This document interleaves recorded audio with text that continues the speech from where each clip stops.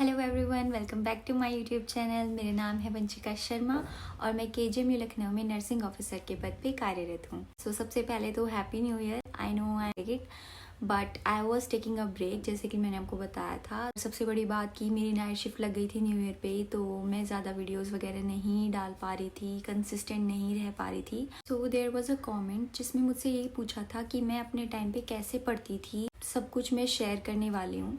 तो सबसे पहले मैं स्टार्ट करूँगी अपनी कॉलेज लाइफ से। तो सबसे पहले बात करते हैं फर्स्ट ईयर की। देखो, फर्स्ट ईयर में मैं एक बहुत ओबीडियंट चाइल्ड थी।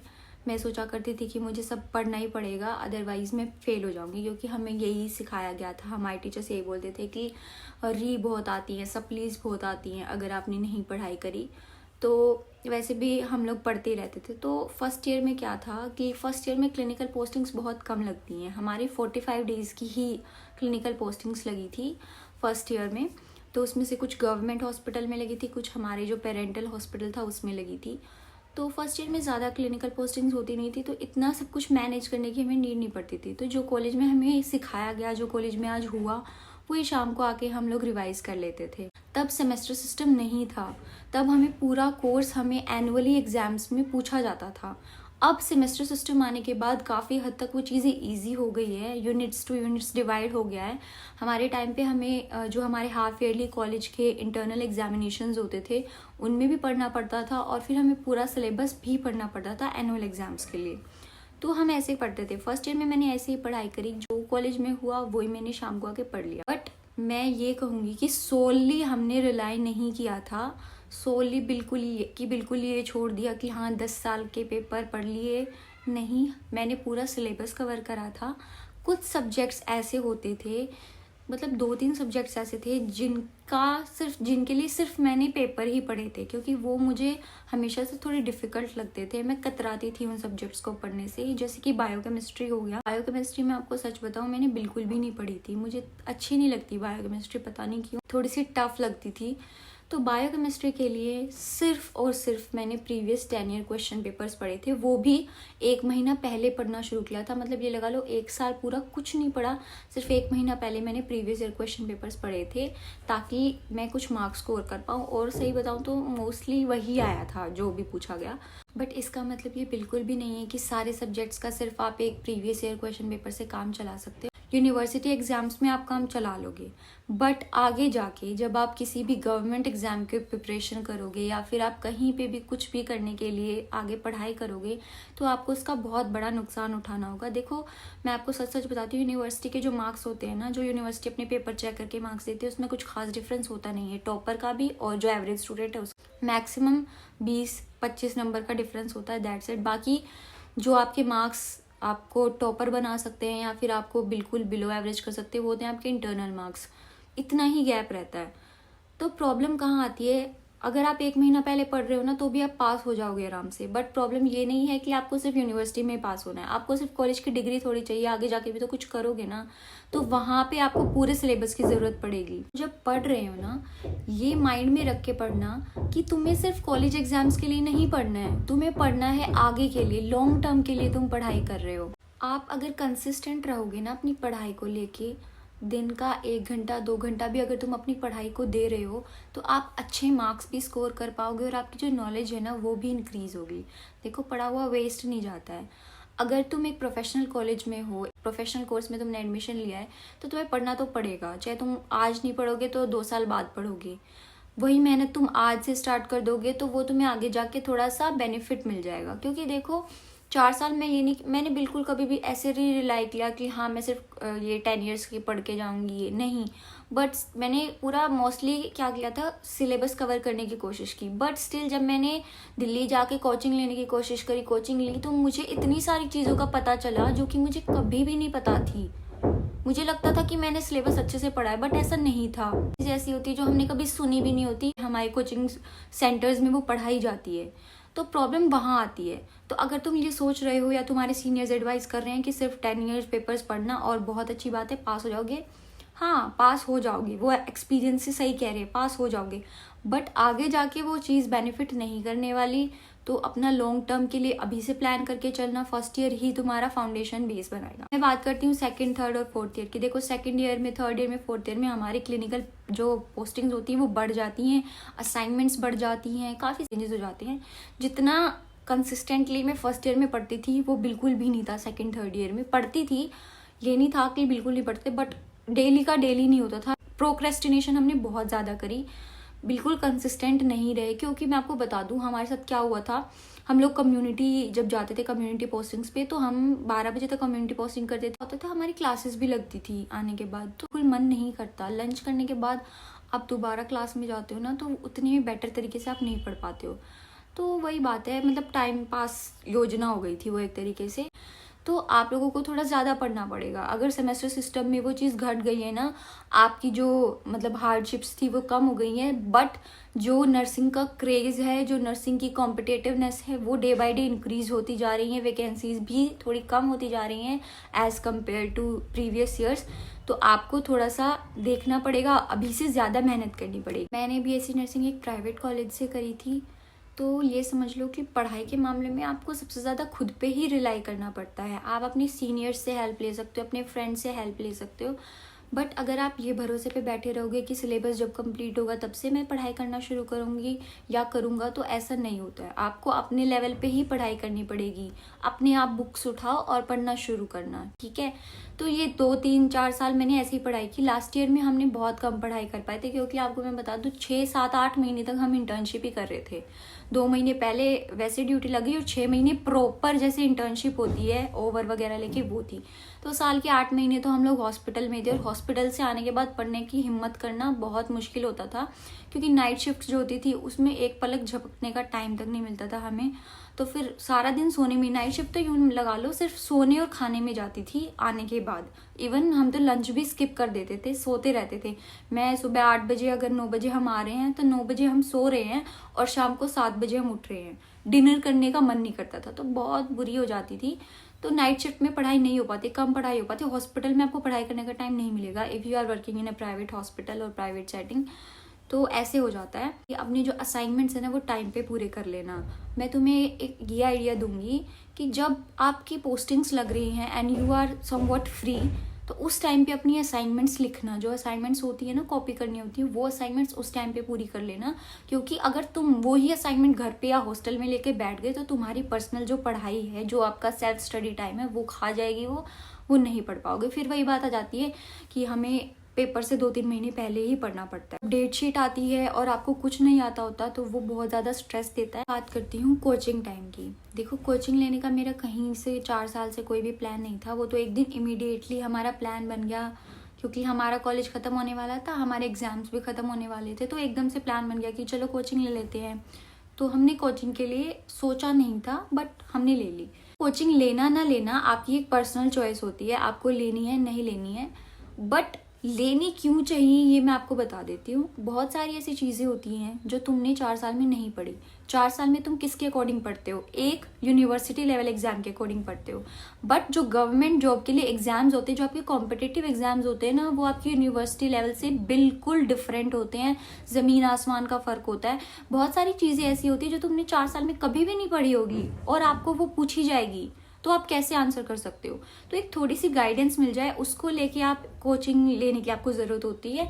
अदरवाइज इतना कुछ वो नहीं है, कोई गारंटी नहीं होती कि आपने कोचिंग ली है तो आपका सिलेक्शन ज़रूर होगा, ऐसा नहीं होता।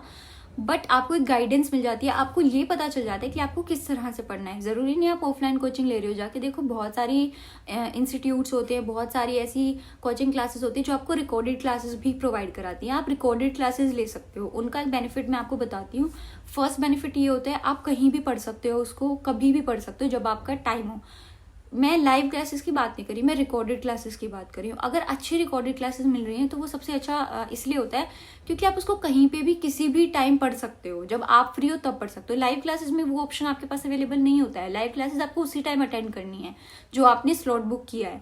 बट रिकॉर्डेड क्लासेस अगर आपके पास हैं तो दैट इज़ वेरी बेस्ट। दूसरी बात ये कि आप अपनी स्पीड से पढ़ सकते हो, आप उसको 2x कर सकते हो, लाइव में या ऑफलाइन में नहीं कर सकते। मेरे साथ ऐसा होता था कि मैं 2x में ही पढ़ती थी। मैंने ली तो कोचिंग जो थी ऑफलाइन थी, बट आफ्टर सम टाइम मुझे कुछ ऐसा फील हुआ कि वहाँ पे जाके मेरा टाइम वेस्ट हो रहा है, क्योंकि बीच में ब्रेक हो जाता था, बीच में बहुत सारी बातें गपशप होती थी, बहुत सारी चीज़ें होती थी, और पेपर के लिए इतना टाइम बचा नहीं था। तो मैं घर पे रह के अपनी रिकॉर्डेड क्लासेस ही लेती थी। रिकॉर्डेड क्लासेस 2x की स्पीड में करी, उनसे नोट्स बनाती थी, सब कुछ वैसे करती थी। तो रिकॉर्डेड क्लासेस का आपके पास ये बेनिफिट होता है कि आप अपने हिसाब से अपनी स्पीड से पढ़ सकते हो, अपने हिसाब से सिलेबस कंप्लीट कर सकते हो। तो अगर आपके पास ऑफलाइन क्लासेस के लिए टाइम नहीं है, लाइव क्लासेस के लिए टाइम नहीं है, ये बेटर ऑप्शन आपके पास है कि आप रिकॉर्डेड क्लासेस ले सकते हो कहीं अच्छी जगह से। ट्रायल लेके देखो, अच्छा आपको रिस्पॉन्स ज़रूर मिलेगा दोनों के कंपैरिजन में। फिर उसके बाद क्या किया, मैंने जब कोचिंग लेने की ठान ली तो हम कोचिंग लेने के लिए गए। कोचिंग के टाइम पे मैंने कुछ महीने तो मैंने अच्छे से पढ़ा। वो लोग कहते हैं कि 6 मंथ्स क्लेम करते हैं कि 6 मंथ में सिलेबस हो जाता है, बट 6 मंथ में कोई भी सिलेबस आपका कंप्लीट नहीं हो पाता है, क्योंकि नर्सिंग मजाक नहीं है, बहुत वास्ट सिलेबस है। इवन मैं कहूँ 1 साल भी कम ही है अगर आप पढ़ रहे हो तो। मैंने बताया, मैंने ऐसे अपना सिलेबस कंप्लीट करा, तो कुछ चीज़ें तो मैंने भी छोड़ ही दी थी, तो ऐसे करा था, मैंने ऐसे पढ़ाई करी थी। दूसरी बात ये कि मेरी जो अटेंशन स्पैन है, जो कंसंट्रेशन स्पैन है, जो कंसंट्रेशन की एबिलिटी है फोकस करने की, वो बिल्कुल बेकार है।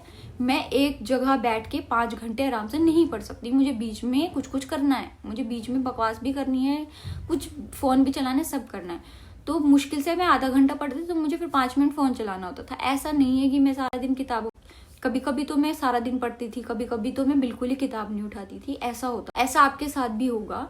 बट मेरा क्या था, मैंने किसी भी रूटीन में अपने आप को बाउंड नहीं किया था।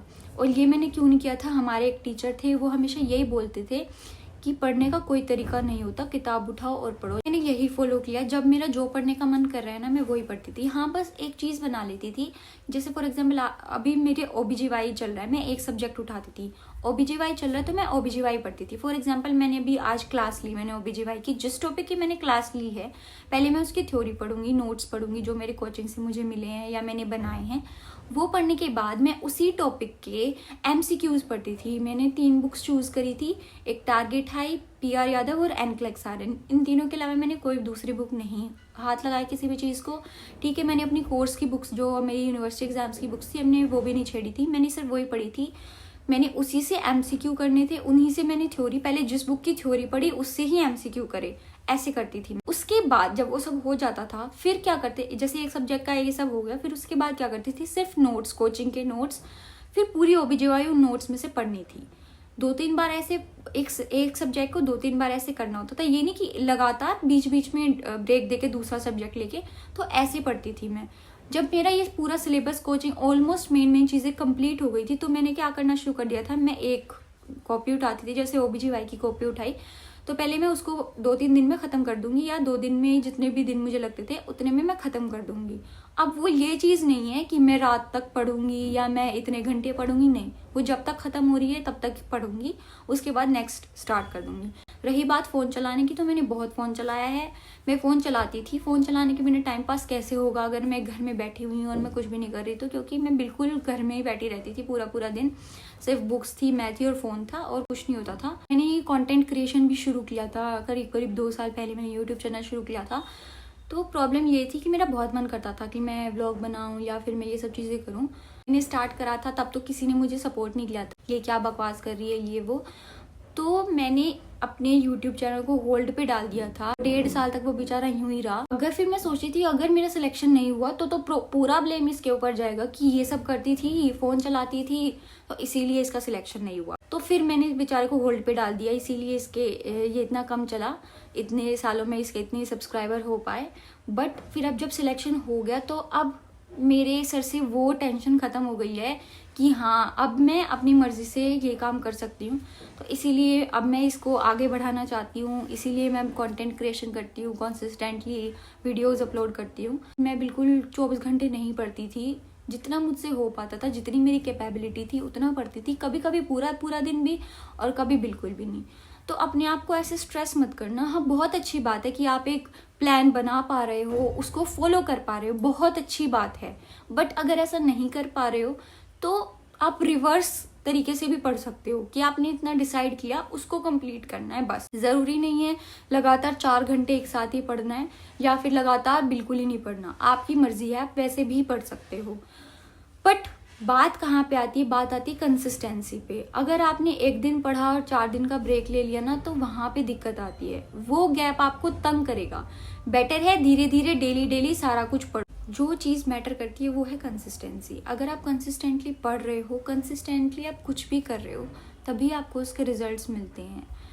तो अगर आप सिर्फ कोचिंग के भरोसे बैठे रहोगे ना कि जहाँ जैसा वहाँ हो रहा है वैसा ही मुझे पढ़ना है, नहीं होगा भाई। अगर कोचिंग में तुम्हें 1 घंटा पढ़ाया ना तो उस 1 घंटे को तुम्हें पहले बाद में खुद पढ़ना है और 2 घंटे उस पर अपनी तरफ से लगाने हैं, ठीक है।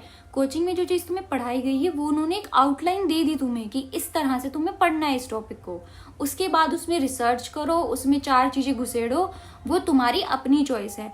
तुम उस चीज़ को कैसे पढ़ोगे, मैं तुम्हें यही स्ट्रेटेजी बताऊंगी। जो पढ़ के आए हो पहले उसको थ्योरी को, उसके नोट्स को पढ़ो, उसको फिंगर टिप्स पे करो। फिर जो भी तुम्हारी हेल्पिंग बुक है, जो भी तुम्हारी रेफरिंग बुक है, उसमें से उसकी थ्योरी पढ़ो जो भी तुम्हें अच्छी लगे। उसके बाद उसी टॉपिक के एमसीक्यूज करो। एमसीक्यूज जब तक नहीं करोगे ना तुम्हें आदत नहीं होगी कि पेपर में कैसे देना है, क्या करना है, नहीं। तो एमसीक्यूज करने के बाद तब जाके तुम्हें थोड़ा लगेगा कि हाँ अब कुछ दिमाग में सेटल हुआ है। और एमसीक्यूज की प्रैक्टिस करते रहना है। बहुत सारी टेस्ट सीरीज आती है, बहुत सारी चीजें होती है, बहुत सारी बुक्स आती हैं।